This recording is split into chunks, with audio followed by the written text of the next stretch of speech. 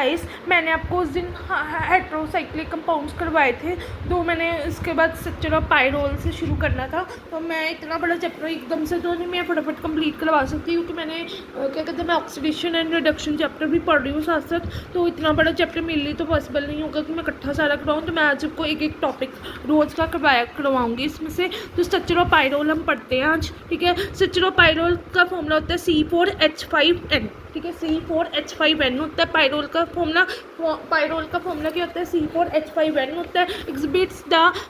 Considerable aromatic character होता है and so C4H5N considerable aromatic character होता है and undergoes electrophilic substitution reactions होते हैं एंड इवन कपलिंग रिएक्शंस होते हैं विद डिनोजियम सॉल्ट्स, ठीक है। इट इज रेजोनेंस हाइब्रिड होता है to the extent of about 100 kg mole and as compare to the 151 kg mole, ठीक है, for the benzene and only 12.5 kg mole for the conjugated dyes, ठीक है। तो मतलब यहाँ पर फॉर्मूला क्या होता है? C4H5N होता है एंड एरोमेटिक करेक्टर होता है। इसमें डिनोजियम सॉल्ट्स के बारे में बताया, कपलिंग रिएक्शंस के बारे में, इलेक्ट्रोफिलिक सब्स्टिट्यूशन बताया हुआ है, रेजोनेंस हाइब्रिड बताया हुआ है, 100 kg मोल का बताया हुआ है and for the benzene and 12.5 for the conjugated dyes का बताया हुआ। अनलाइक द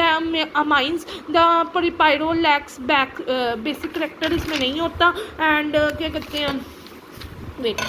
बेसिक करेक्टर नहीं होता एंड ये प्रैक्टिकली न्यूट्रल होते हैं, ठीक है। उसके बाद मॉलिक्यूल स्ट्रक्चर देखो। According to the molecular orbital concept the carbon and nitrogen atoms of the pyrrole,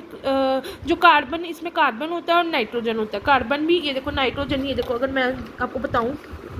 zoom करके देखो, ये देखो यहाँ पर इन्होंने बताया कार्बन भी होता है नाइट्रोजन भी होता है। अगर ये स्ट्रक्चर की बात करो, कार्बन भी होता है नाइट्रोजन भी होता है, ठीक है। तो इसमें कह रहे हैं कार्बन और nitrogen atoms of the pyrrole contribute a flat pentagon बनाते हैं in which both the carbon and nitrogen atoms are sp2 hybridise, ठीक है। इसमें कार्बन होता है, नाइट्रोजन पहले तो बताओ नाइट्रोजन होता है, कार्बन एंड नाइट्रोजन होता है जो पेंटागनल स्ट्रक्चर बनाते हैं। इसमें sp2 हाइब्रिडाइज मीन्स कि एक s का 2 p के ऑर्बिटल होते हैं and carbon has got 3 sp2 hybrid orbital means ये टेट्राहेड्रल बनाते हैं, पेंटागनल का स्ट्रक्चर बनाते हैं 3 को, ठीक है। Having 1 electron each, one electron each and carbon has got 3 sp2 hybridised orbital. ये देखो इसमें क्या कहते हैं carbon has got 3 sp2 hybrid orbital होता है, 3 होते हैं मीन्स एक s का ऑर्बिटल, 2 p के ऑर्बिटल, 3 हो गए ना, 3 होंगे and having the hybrid orbitals having 1 electron each होता है इसमें एंड क्या कहते हैं 1 इलेक्ट्रॉन ईच होता है एंड अनहाइब्रिडाइज्ड p ऑर्बिटल होता है perpendicular to the plane of hybrid orbitals, also having an odd electron भी होता है इसमें, ठीक है। तो मतलब sp2 हाइब्रिडाइज होते हैं जिसमें 3 ऑर्बिटल्स होते हैं, जिसमें हर में एक इलेक्ट्रॉन होता है और अनहाइब्रिडाइज्ड p ऑर्बिटल भी होता है perpendicular to the plane of the hybrid orbitals होता है, ऑल्सो हैविंग ऑड इलेक्ट्रॉन भी होता है। Similarly nitrogen has the 3 sp2 hybridized orbital, 1 electron each होता है, अनहाइब्रिडाइज्ड p ऑर्बिटल भी होता है, ठीक है। इसमें perpendicular to the plane of hybrid orbitals having a pair of electrons, both carbon and nitrogen में मतलब कि सेम ही है, बोथ कार्बन भी और नाइट्रोजन भी। अगर ये देखो ये अगर स्ट्रक्चर को देखो ध्यान से तो इसमें अनहाइब्रिडाइज p ऑर्बिटल भी होता है और ये दोनों में सेम ही sp2 हाइब्रिडाइज होता है, 3 होते हैं और दोनों में अनहाइब्रिडाइज p ऑर्बिटल होता है, ठीक है। 1 इलेक्ट्रॉन ईच होता है और इसमें ऑड इलेक्ट्रॉन भी होता है, ठीक है। और क्या कहते हैं फिर उसके बाद बताया था फिर ये पाइरोल एक फ्लैट स्ट्रक्चर होता है, पेंटागन की शेप होता है, ठीक है। हाइब्रिडाइज्ड ऑर्बिटल होता है, अनहाइब्रिडाइज्ड p ऑर्बिटल भी होता है। There remain now the unhybridized p orbital of the 4 carbon atoms each having one क्या कहते हैं 1 इलेक्ट्रॉन होता है इनमें। Unhybridized p orbital of the nitrogen having 2 electrons होता है। कार्बन में एक अनहाइब्रिडाइज्ड ऑर्बिटल होता है और नाइट्रोजन में 2 हाइब्रिडाइज्ड ऑर्बिटल होते हैं। Therefore the p orbital overlap करते हैं दोनों, one other side by side. ये देखो दोनों ओवरलैप कर रहे हैं ना। कार्बन में हमेशा एक कार्बन में यहाँ पर बताया हुआ कि एक अनहाइब्रिडाइज्ड p ऑर्बिटल है और नाइट्रोजन में 2 अनहाइब्रिडाइज्ड p ऑर्बिटल, दोनों ओवरलैप कर रहे हैं। Form a de cyclic delocalised pi molecular orbital containing the 6 electrons and embracing all the 5 atoms of the ring. The delocalized electrons are present present in the ring system form the pi electron clouds one above below the plane of the ring होता है shown ring की तरफ form show करे electron cloud की तरफ above and below the plane इसमें बता रहे हैं ना perpendicular above and below the plane ठीक है सो कार्बन में अपन बताना है कि इसमें पहले तो बताओ एक फ्लैट स्ट्रक्चर है पायरोल एक फ्लैट स्ट्रक्चर है फिर उसके बाद एक मिनट ये पायरोल एक फ्लैट स्ट्रक्चर है जिसमें कि sp2 हाइब्रिडाइज होता है 3 sp2 हाइब्रिडाइज तीन हो गया sp2 मीन्स तीनों हाइब्रिड रेजोनेंस स्ट्रक्चर हो गया जिसमें कि एक कार्बन में एक अनहाइब्रिडाइज ऑर्बिटल होता है और नाइट्रोजन में 2 अनहाइब्रिडाइज ऑर्बिटल होते हैं ठीक है और ये फ्लैट स्ट्रक्चर हो गया जिसमें कि क्या कहते हैं रिंग सिस्टम बनाते हैं perpendicular to the plane of paper होते हैं ठीक है पेयर इसमें हर में एक इलेक्ट्रॉन होता है और इलेक्ट्रॉन भी होता है ठीक है ये उसके बाद हमारे पास है इसमें एक मिनट उड़ रहा है पेज उसके बाद हमारे पास है it is the presence of these electron clouds होते हैं जो ये देखो इलेक्ट्रॉन क्लाउड्स होते हैं जो बव एंड बिलो द प्लेन होते हैं of the 6 delocalised electrons in accordance with the हक्कल rule 4n+2 rule ठीक है या फिर यार 4n+2 pi electron rule which is responsible for the stability and aromatic character ठीक है एरोमेटिक ऑफ द पायरोल किसके 4n+2 पाई ठीक है 4n+2 पाई ये किसके लिए होता है aromatic character and the stability of the pyrrole structure के लिए होता है उसके बाद रेजोनेंस स्ट्रक्चर देखो हाँ रेजोनेंस स्ट्रक्चर में बताओ कि it may be seen that in contrast to benzene which has the 2 contributing structure which do any carry any charge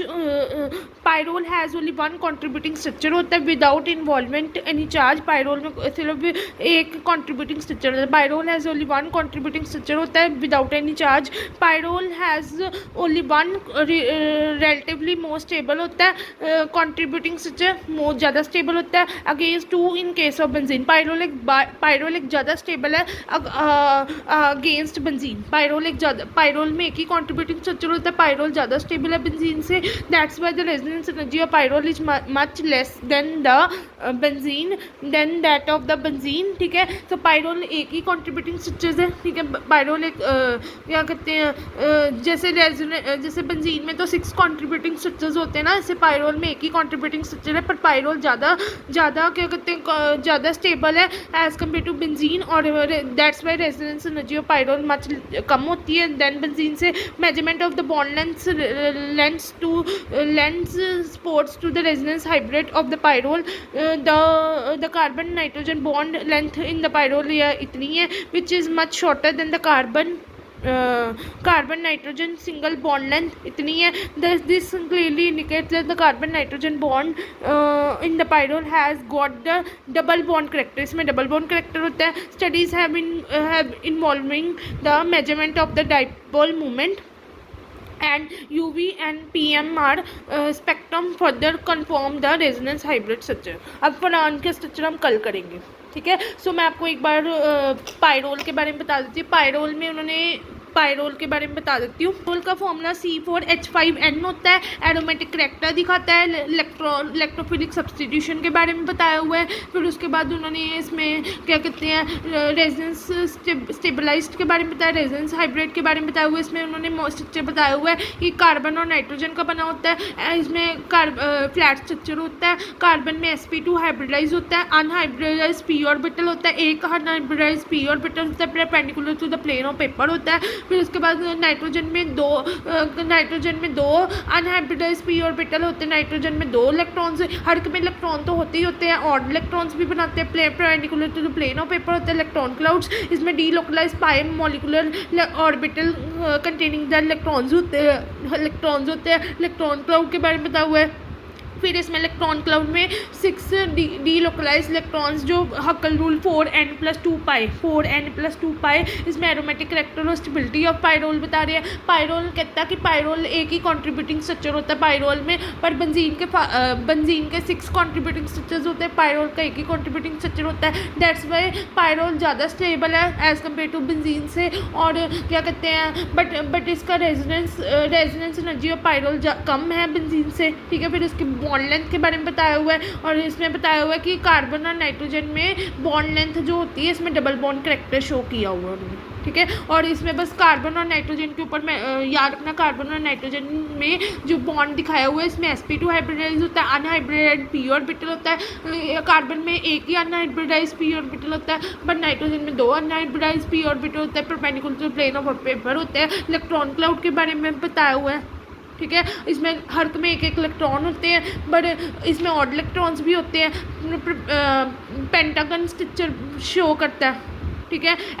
aromatic character दिखाता है, इलेक्ट्रोफिलिक सब्स्टिट्यूशन दिखाता है, डेनोजियम सॉल्ट्स कपलिंग रिएक्शंस का दिखाता है। बेसिक करेक्टर इसमें नहीं शो करते, पार्टली न्यूट्रल होते हैं। So thanks for watching, please like share subscribe my channel, thanks. Hope you like, please guys जो वीडियोस देखो, मेरी प्रीवियस वीडियोस भी देखो, आज की वीडियो भी देखो, और प्लीज़ लाइक करो, सब्सक्राइब करो। आप वीडियोस देख के ऐसे मत किया करो, प्लीज़ लाइक भी किया करो, सब्सक्राइब भी किया करो, और मुझे कमेंट भी किया करो आपको वीडियोस मेरी कैसी लगी। Please like share subscribe my channel,